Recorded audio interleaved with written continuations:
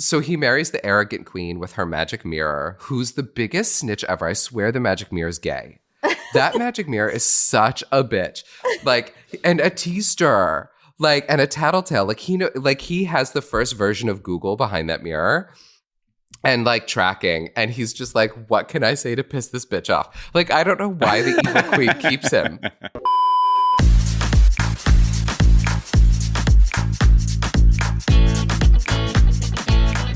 Oh, welcome, welcome. Welcome back to Whyte Noise. Oh, Whyte Noise. And today we're joined by my fabulous friend Erica, who's our wonderful judge today. Thank you for joining us. Hi, Erica. Hi, thank you so much for having me. So, and I apologize in advance if I sound rude. I managed to get a flu earlier this week and then feel better for about 13 hours before I picked up a raging head cold. Oh, So I'm on like every medication. Like I did Afrin for a minute, but then I was like, I see why people get addicted. So I stopped. So now I'm just back to Mucinex and Dayquil. I apologize if I make less sense than normal today. And if I sound vaguely like B. Arthur. I think it's kind of a sexy raspy, Michael. Oh my God, thank you. I think it gives you a great quality for podcasts. Thank you.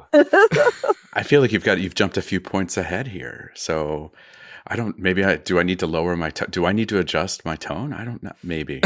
I don't know if I'm going to be able to keep up. Do we all need to adjust our tone? Maybe. Sorry, that one got a little Beetlejuiced where it's like, hello. That reminded me of House Bunny. Do you remember that? Like, that's how she remembered names. She would state the names. Yeah, that's right. So Erica, thank you. Erica is an incredible actress. We worked together on a production of Sense and Sensibility. And I was very lucky I got to play her love interest. And I was sort of a doofy love interest, but she was absolutely genius in the show. So Aren't you always a doofy love interest? I mean, for real, story of my life. Thank you, Michael. I did pay him to say that. I said the only way I was going to come on this podcast is if he relentlessly complimented me. So thank you. Yeah, and I'm still waiting for that check. It hasn't cleared yet. So And worth noting, Erica's kicking off season 3 for us. Welcome to the 3rd season of Whyte Noise. I know, bananas. Look at us go. I know, we're so popular. Sorry. Popular. Okay, so Erica, you have heard the show before. You know the basic gist. You have an immense amount of responsibility. And Ryan, what are we talking about today? It would be fairy tales. No way, really? Wait, you just got excited. Why? Is there a personal thing with fairy tales? I don't know why. I just thought you'd be a great person for this. Michael was like, I know who needs to do this. So Oh my gosh. No kidding. No, I just love old stories and how we're constantly recycling old stories and making them new. So this will be fascinating to me. Oh, this is so much better than when we did grocery stores. And I thought I had a great person for it, and then I didn't. Well, I did. My friend Gracie, who I absolutely love, but I thought she was going to be really jazzed about this one particular grocery store, and I was really wrong. So, Oh, that's right. So I'm so glad to hear that you're excited about fairy tales and recycling of stories. So this is perfect. Yeah. It was kind of funny, Erica. Like, Michael was like, yay, Wegmans. And then Gracie was like, I don't know how I feel about it anymore. Yeah. I thought I had that one in the bag. I was so sad. What happened to her in a Wegmans? Nothing particularly bad, but we grew up together and we grew up with Wegmans. And so I thought she treasured it as much as me. But then it turns out she was like, well, the one near me is a bit much because it's the flagship one and their prices have gone up and they don't buy from local farmers as much anymore. And it just kind of like, she was like, sorry? So, Erica, you get to choose who goes first. We're going to do our thing, and then you get to pick who wins, and then you give us our next topic. Do you already have an idea of your next topic, of the next topic? Yes, I do. Oh, that's good. I'm excited. Okay. Is there any rhyme or reason to who I pick? There's no rhyme or reason to anything here. Yeah, literally none. Okay, great. I'm gonna say Michael, because you were really excited about when you first came on. You were like, I really went down a rabbit hole. Oh, yay. Okay, great. Ryan, tell me when we're going. Ready, Yes. set, go. Okay, this is actually rough. Usually Ryan goes first and I riff off of what he says because he always researches more than me. Okay, this is oddly nerve-wracking. Okay, great. So when I thought of fairy tales, my first thought was obviously original fairy tales that are so much darker and messed up than like the Disney versions. Like Grimm's fairy tales, or even like, which I didn't realize until I started reading, that even a lot of Grimm's fairy tales are based on older folklore stories that they just put together. And they are always so screwed up. Like, for friends who don't remember, some of my personal favorites are like Rapunzel in the original Rapunzel version. How, oh wait, let me find it. Obviously the prince climbs up to woo her. Her horrible. There was a lot of wooing. Oh, there's so much awkward wooing. And in the original versions, the princesses are always like 12. Also, they're like incredibly underage. Like we think Juliet's young, try Snow White. So I do love how like Rapunzel climbs up, and then obviously her stepmother or her evil keeper finds out, cuts her hair and sends her out. And then when the prince comes up, she essentially kind of rapes him and then throws him off of the tower where he's blinded by thorns, and wanders for several years until he finds Rapunzel in the desert where she's had his twins and she's been surviving as like a homeless mother in the desert. I did not know that. And then they somehow managed to kind of sort of live happily ever after in like homelessness. In Sleeping Beauty, one of the more messed up ones, obviously, the Disney part is accurate. Like the evil witch comes and takes Sleeping Beauty, puts her in the castle with all the thorny bits. Again, thorns. He has to hack through the thorns. But when the prince finds Sleeping Beauty, he's so taken with her. In the original version, he not only kisses her, he has sex with her and impregnates her. She carries the baby to term, gives birth, and then wakes up. It's twins again. Yeah. So, I guess the one perk for her is that she, slept through labor. So she didn't have to deal with all of that. Which, that's probably not the worst thing. A lot of my friends who have had babies say pregnancy is kind of rough and childbirth is also pretty rough. So at least she slept through it. But could you imagine falling asleep and then waking up years later and being like, I'm your husband and these are your children? Yeah, he'd probably go to jail pretty quickly. Obviously, Little Mermaid, when she goes, and her story is gnarly. Like the original version, how it goes into detail about how painful the experience of turning into a human was for her, where it felt like a knife had split her tail in two and ripped it apart to form the legs. And with every step she took, it felt like her legs were getting stabbed with 1,000 daggers. Oh my God. And the queen, the evil octopus, Ursula, didn't just take her voice. She cut out her tongue. So she was essentially just mutilated in many, many ways. And then after all that, the prince chooses someone else who he mistakes for her because she sounds like her when she sings. And obviously Ariel can't sing. So he doesn't even pick her. And then the sea witch gives her the option of you can either kill him and then get your old life back and return to your family, or die. And she chooses death and turns to sea foam, which obviously messed up. Growing up, so I was obsessed with The Little Mermaid because she's a little redhead and I'm a redhead. And a lot of times in cartoons, redheads are the bad guys. So I was obsessed with her because she was the hero. And I remember one time, have you ever seen the cartoon version of the original Little Mermaid? No. There's a beautiful cartoon of it. And my mom saw it. So there's this beautiful cartoon they played every now and then. I think it's Russian. And my mom saw it on TV and she was like, oh, Erica, look, there's another version of The Little Mermaid. Let's watch it. And it's so pretty. It looks like watercolors. And then at the end, she stabs herself to death and becomes sea foam. And it's not the story that I remembered. And I was very, very traumatized by that. Oh, well, that's what makes me think of some of these kids during Grimm's times, that they were parents were we're going to read this to you as a cautionary tale. Because I think that's what most of these were, cautionary tales for children, which is probably why the princesses were always literally children. And they were if you're not careful, a 30-year-old man's going to do stuff to you while you're asleep. Lots of senses of morality in these things. The other one that I forgot about was Rumpelstiltskin. Which, if you think about Rumpelstiltskin, it's also a really screwed up story where the king locks his daughter in a tower until she can spin straw into gold. And obviously she can't. And this weird little dude pops out of nowhere and he was like, I'll do it for favors. Sexual favors. Well, first it starts out as he wants her necklace. He wants this. Why does he want her jewels if he can literally make gold? We don't go there. And then eventually he wants her firstborn child. But then the deal is if she can guess his name, then Obviously, she gets to keep the kid. She guesses his name. He claims that Satan sneaked up and told her, and he stamps the ground so hard that his leg goes straight into the ground, and then he rips his body in half trying to get away. Like, but again, violent. Why was this creepy old man, and why did he want your child? Was he an old man, or was he like a troll or something? He's sort of like a little old man troll. And again, maybe this is also not a great thing. The way he's always depicted, he's like little and has a big nose. Like he sort of looks the way like Jewish characters were drawn. So again, I don't know if there was also something like deeply anti-Semitic going on there. We're not sure. Was that a Brothers Grimm? Yes. Interesting. Okay. He is described as imp-like. So, but given that Disney is re-releasing Snow White, I did a slightly deeper dive on Snow White. So this one I didn't know as much. So in the original Grimm story, the king and queen have a baby. The king goes off because, as kings were wont to do. But he missed his wife, so he came back. And the day he arrived, she died of exhaustion and joy, as queens were wont to do. So it was just baby Snow White. Also, could you imagine you go on a trip, you come home, you're like, I'm back, and your spouse just drops dead from like the joy of seeing you? I mean, talk about such a bummer day. Like a real like roller coaster of highs and lows.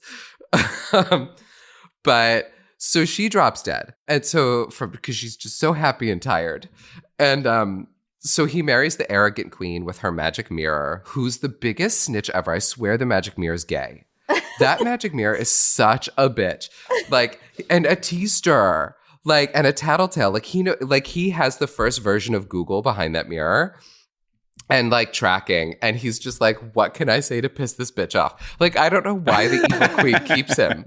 I swear she was probably a nice lady until she got this mirror. And it was just like, I'm just going to fuck with you, bitch. Because every time it's like, you're so pretty, except for her. She's so much prettier than you. You know what you should do? Kill her. Like, he's horrible. And then later he's like, guess what, bitch? She's not dead. She's in the woods. Yeah. And I know exactly where she is because I have a tracker. So in the original version, obviously Queen's arrogant. Snow White is 7 when everything goes down. Oh my God. So the mirror is like, see that little 7-year-old girl? She's a lot hotter than you. Ew. And the queen is like, this is unacceptable. I'm uncomfortable.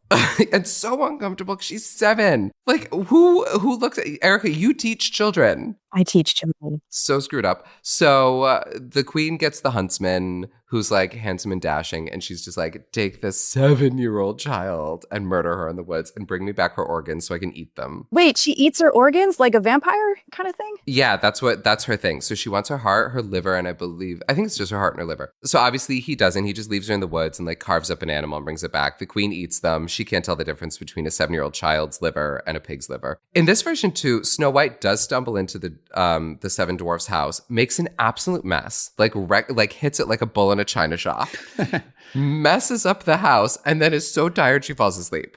Luckily, they're pretty nice. They show up and they're just like, what? WTF? And then they find her and they're like, oh, a child came in. Let's take care of it. And so then the deal is she has to clean up, which when you think about it, fair. Yeah. Because she did wreck the house. Oh no. And then the rest is kind of the same, except for the huntsman is a fully grown adult who sees her when like the poison apple bit. Yeah. Sorry, I'll just go real quick. So then obviously it takes 3 tries for the evil queen to get her. She puts her in a corset, ties it too tight. She tries to suffocate her. Luckily, the dwarves find it and like cut her open. Then she gives her a poison comb that almost kills her. The dwarves save her. And then finally the apple. And each time they're like, girl, don't trust strangers. And she's like, I won't. And then does because she's 7. Yeah. And then later the huntsman finds her in her glass coffin, kisses her, like how falls later, madly though? in love. Well, they say there's a period of time, and we just hope and pray that she was in that box for like 10 years and that she grew over the course of that time. Like she'd continued to age and grow and mature and go through puberty. And then she was a full adult. And when she wakes up, she says one sentence and he's like, I must marry you. And then when they get married, they get the evil queen and they put her in hot iron shoes and make her dance until she dies. In scalding hot, like red iron shoes, and that's her punishment. That's violent. Yeah. Wow. They make her, like, they invite her to the wedding ceremony and this, like, lying saying that they're going to forgive her. And then they give her hot iron shoes, make her put them on, and they're like, dance. And then she dies from, like, the shoes. Oh my gosh. In this excruciating, painful death. Meanwhile, her mirror is probably like, bitch, I told you.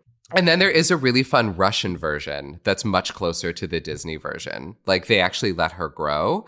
And in that version, it's not dwarves. It's just like 7 knights that she lives with. And the prince is actually much better. Like the prince is in love with her from the get-go. Mm-hmm. Like he meets her, they're betrothed, they actually are in love, and then she disappears and he spends the whole story trying to find her. So like the better version, if you're ever going to read Snow White to a child, find the Russian translation and just read that one because it's actually okay. The one thing I'll add about Snow White that I thought was kind of interesting is that it's actually kind of portrayed that the Snow Queen or the queen, that the original character's name was Gerda. And apparently it had like a love, almost a homoerotic love for this girl. And the story is actually supposed to represent some level of victory of heterosexuality over queer desire. So really Snow White's just about lesbians and they don't like lesbians? Maybe. Oh, that's a real bummer. Actually, I feel like I'm now hopping into my own space here. So you should probably. Oh. Okay. Let me cue up the clock. Also, sorry, Ryan, if you end up researching all the same things. No, actually, I ended up going down this different, such a weird rabbit hole, but like, I think it's kind of fun. So, okay, great. Okay, ready? Your time starts now. Okay, so oddly enough, I, on Friday night, went to a high school production of Into the Woods, which is kind of the amalgamation of many different fairy tales together, tells the positive stories, and then post-intermission shows what the individuals got as a result of getting their desires, right? And it's really ends up being pretty dark, which led me down. I mean, I think it's well known. Most of these fairy tales were dark. That's such a good show, by the way. Shout out to Into the Woods. Oh, it was, and actually, it was a very good production of it too. It was at Ramsey High School. I was kind of like shocked. It was a high school production. So I ended up researching a whole bunch of different ones, but the Frog King is what stood out to me. And this is where I started to search for the smoking gun. So the Frog King, which you may or may not know, is about a princess who drops a golden ball into a well. A frog pops up and says, "I will get your golden ball for you if you're my friend. Let me eat from your pillow.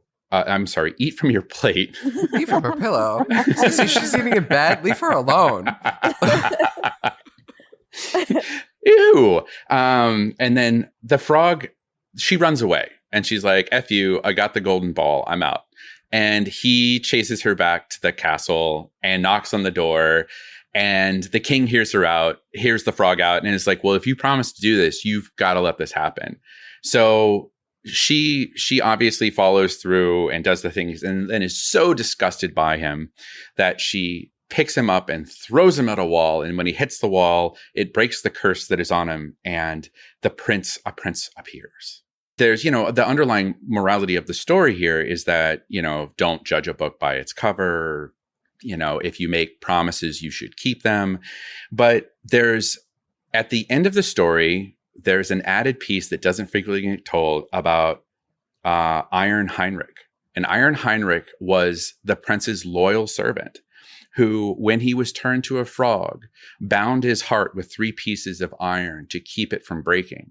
And at the time and the moment, as they're riding back together, as Heinrich comes to pick up the prince to return him to the castle, they hear a sound as if the buggy or cart or whatever, the horse-drawn carriage they're on, is breaking. And it turns out it's the iron bands breaking from Heinrich's heart and being thankful that the prince is back.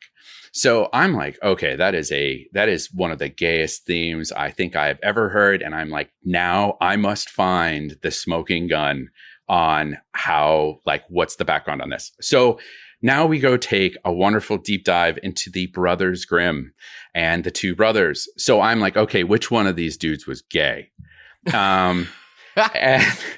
And I'll leave it up to you guys to decide what the true story is, because I'll just preface this. There is no clear documentation that either are gay. Just our assumption, which is now fact. Well, I feel like I have a lot of interesting facts that might lead you in a given direction. So let's start with German brothers. It's Jacob and Wilhelm, who are scholars, linguists, and kind of by accident, folklorists. right? Jacob was much more academic and into documentation, and Wilhelm was the editorial mastermind. Now, I'm like, okay, tell me a little bit about these brothers. So Jacob was never married, okay? And he lived most of his life with Wilhelm and his wife, Dorchen, right? And I'm like, all right, let's okay, Jacob, you're giving off a little gay to me. And I do a little bit of research, and there's no clear evidence that Jacob, even in his letter writing or anything, might have been gay. But it was very clear that he was a workaholic. He was obsessed with his academics and his documentation. And they actually say part of the reason he maybe never got married is just because of his general obsession with his love of languages, love of scholarly things. Then I was like, okay, well, I should have asked this, like, who was behind the Frog King? And it turns out it was Wilhelm. Wilhelm was predominantly behind it. And it turns out that Dorchen, his wife, was actually the muse for many of these folklore stories and was the one that pulled them together. So I was like, okay, well, I was like, bummer. The married one is the one that's kind of behind the story. But I was like, okay, let's get into the relationship. Let's find out more about these two. They were married. And let's see, they were childhood friends. So they knew each other from the town that they grew up in Kassel, Germany. They had 4 children, 2 of which made it to adulthood, 2 died. But they didn't get married till 39, and she was 32. And it's stated that it was for financial reasons, that he wanted to be financially comfortable before marrying her. But the letters that they exchanged between each other indicated a level of emotional complexities. He had struggles with personal insecurities, health, and his finances. So the relationship is also said not to be passionate, but instead slow burning, looking more like a deep friendship. And I'm like, okay.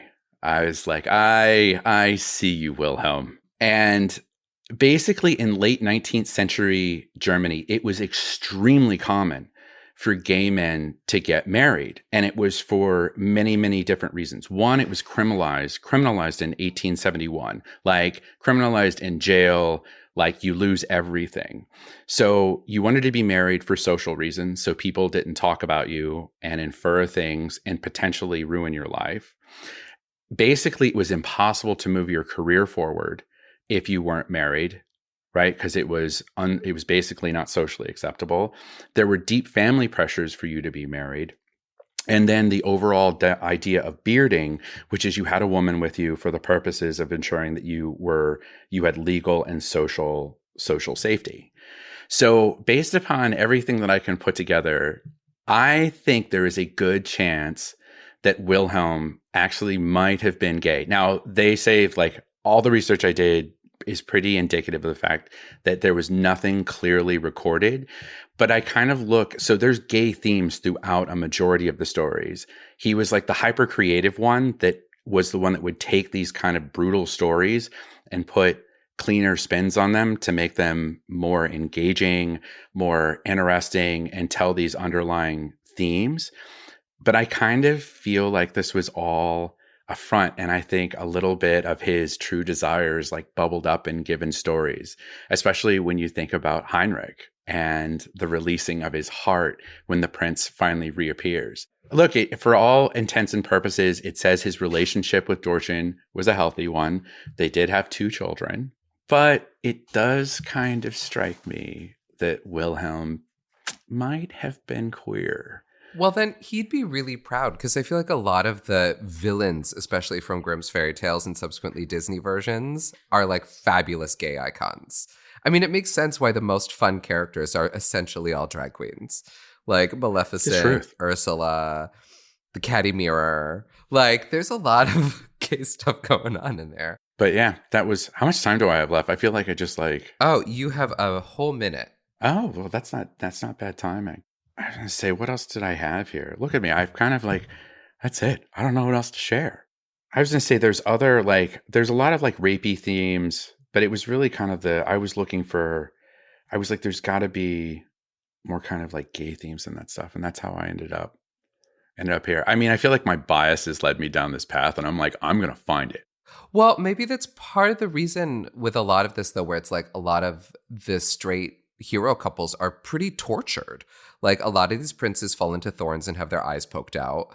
A lot of the princesses are put through horrific physical pain. Maybe he was jealous of the like heterosexual couples who got to live happily ever after, because none of them really get happily ever after, ironically, in the original versions. You make a really good point. It's almost like while it's like pursuit of heterosexuality despite the pain that comes with it. Maybe he was punishing the people around him by turning them into children's stories. It's kind of funny. Like it goes back to that theme of Into the Woods, where you have this like here's the story and here's how it like turns out wonderful, but the reality is it's kind of fucked up.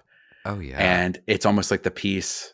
It's like it's hidden, kind of like his homosexuality. And sometimes straight love is hard. No offense, Erica. I know you're a straight person married to a really wonderful husband. Anyway, that was 10 minutes, by the way. Erica, how many of those were you pretty familiar with all of those going into this? Yeah. What really struck me, I went down a lot of internal rabbit holes when I was thinking about them, because for me, it's like, originally, why were they telling these stories in such a way? And we started to talk about that. It's like they're really these life lessons, but the original stories, maybe we don't really agree with what those life lessons were back then. And what's fascinating is the way that we humans have taken those stories and changed them to address whatever they wanted it to address in their lifetimes. That's what really struck me. I was going to say the one thing that I came back with is that the folklore piece of it was, in terms of the Brothers Grimm doing this, was to actually preserve German heritage and German unity through myths, language, and stories. So all of these things were spoken things by the time that they collected them, which goes back to the idea that spoken, it's like telephone. You have no idea what the actual origin of that storyline was. Like, it was probably some X iteration of it by the time they heard it. And then obviously we have our own versions of it now. Maybe Hansel and Gretel originally was like a lovely story before it got full like Sweeney Todd / Hannibal Lecter, where she like lured kids in and then ate them, and then she ends up getting pushed in an oven. Maybe originally it was just the story about like a sweet old lady who lived in the woods who was lonely. And then the Grimm's brothers got their hands on it and they were like, nope, this is too cheery for us. We can't have the cute lady from Candyland just living in the woods giving out Halloween candy every day. We got to make this really dark and fucked up. All right, so Erica, the time has come. Who is our winner today? Can I ask a question? Yeah. No. Like a tie-breaking question? Yes. Oh, a tie-breaking question. Oh, no, now you can't. No. If that's the case, let's go for it. I wanted to know, Michael and Ryan, how fairy tales have affected your own lives, if they have, and if so, how? So, I'm a hyper imaginative person to begin with, and I think I constantly kind of craft my own narratives around the world in my head, constantly. It's almost like I constantly craft and recreate fairy tales around me all the time. Like, what could this be if it were something else? Or what if I had made this decision? Or what if I had made this decision? And even and it's also, I think it's a lesser personality trait. It's something I actually wish I was better at, but I also have deep reflections on things that I feel like I made mistakes with deep in the past, and how I wish it had been kind of different, or I'd behaved differently in a given moment of time, or made different decisions. So, I don't know if that's from growing up with fairy tales, but I would tell you, I feel like I have this underlying fairy tale mindset in my mind that has those kind of reflections, those kind of what could it be, or what could it have been, or if I had made decisions differently, what would those paths sort of looked like. And I do think that all kind of informs how I operate day to day, because I do so deeply reflect on this stuff, and refer back to it in terms of future decisions that I make. So yeah, I don't know. That was kind of a long answer to it, but that's how I would say it kind of personally interlaces within my mind. I guess similar. I mean, that question just makes me think of one of my favorite movies, You've Got Mail, where Meg Ryan talks about the importance of children's books and how children's books affect you and change you in a way that no other reading does, because it helps create the foundation of you in those stories. And luckily, we grew up at a time where it was like peak Disney, like, Yeah. I remember I had all the Disney VHSs with the original covers with like the Little Mermaid castle with the penis on top. Like the peak Disney. I feel like I was always drawn to stories like that. And actually, as a kid, I liked the original, like kind of fucked up stories too. But I think so I've always been a dreamer. And just like a strangely like hopeful person. So fairy tales always sort of work in my brain because that's just kind of the way I operate. Makes me think, Ryan, when we did the episode about serendipity and you were like, I am an inherently like serendipitous person because like I just sort of go through with hope and just sort of like, this is going to work out because as a kid, I get maybe there's something there, like as a kid, because they did work out. Like the version of The Little Mermaid I saw, she didn't turn into sea foam, she got the prince. Like you wonder if that, like seeing those. And as a kid, I never slept. I was a really horrible sleeper. So my family would go to bed, and even at like 3 years old, I knew how to work the VHS, and I would go in and I would watch these movies until like 4:00 in the morning. So maybe something sort of seeped into my brain where it sort of like helped carve out the way I go through. Like maybe that's why I go through, just sort of being like, things are gonna work out because they do. So it could be, that's a great question, because it could be that both of us, Ryan and I, you and I, have been deeply affected by these stories and we didn't even fully realize it. Well, and tying it back, you're also the gay character, which means apparently in the Brothers Grimm cross-section, you're meant to be successful here. So I mean, I kind of relate to the mirror in a lot of ways, clearly, because I'm so excited about this character.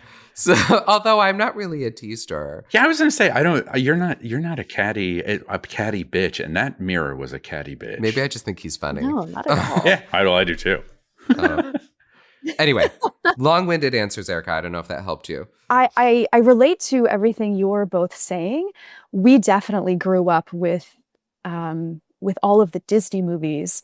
And I remember going to the movie theater with my family to see lots of cartoons. And I think it really, when I think about it, I think it gave me exactly what Michael is saying. It made me perhaps more positive because, just like you said, Michael, it's like, well, everything always works out. I know Mulan changed my life. That's such a good one. Because she's so strong and tough. And I remember seeing that and like, just like being like, I'm going to talk back to people. So yeah, I think there's something about that got me interested in stories from an early age. And now, look at my life. I'm an actor. I live in stories.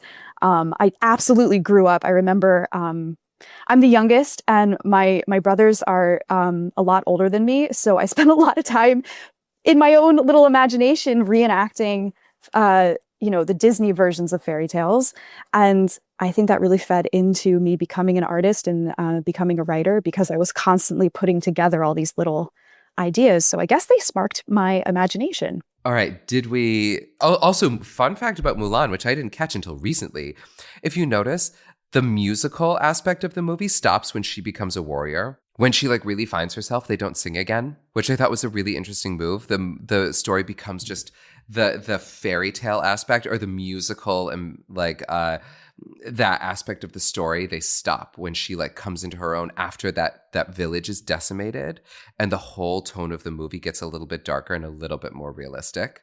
You guys are gonna hate me. I've never seen it. It's a good one. Mulan is a really good one. Oh, it's so good. You have to watch it. So Erica, do you have a winner? I do. Okay, so you both did an excellent job.